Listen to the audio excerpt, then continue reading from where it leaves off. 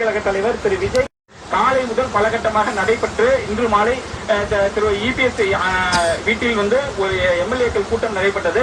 அந்த கூட்டத்திலும் எம்எல்ஏக்களும் இசை தெரிவித்து இந்த கூட்டணிக்கு பச்சை கொடி காட்டிவிட்டதாக தான் கூறப்படுகிறது. ஆகையால் தான் இந்த அதிமுக ஆட்சி அமைக்க தற்பொழுது அனைத்து பணிகளையும் தொடங்கிவிட்டது.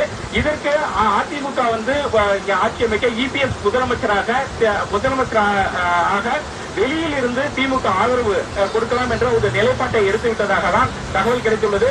இது தமிழக அரசியல் வரலாற்றில் மிக மிக மிக மிக மிகப்பெரிய திருப்பு முனையாக பார்க்கப்படுகிறது. காயத்ரி, ராஜா, இப்ப நீங்க சொன்ன மாதிரி இது நிறைய பேருக்கு இது எப்படி ப்ராசஸ் பண்றது அப்படிங்கிற ஒரு கேள்வி எல்லாம் இருக்கு. இதெல்லாத்தையும் தாண்டி இப்ப இந்த ஆதரவு அப்படிங்கிறது முழு 5 ஆண்டுகளுக்கான ஆதரவா இருக்கும் அப்படின்னு நம்ம பார்க்கலாமா, இல்ல 2.5 ஆண்டுகள் இவர்கள் 2.5 ஆண்டுகள் அவர்கள் அப்படிங்கிற மாதிரி பிரிச்சுப்பாங்களா?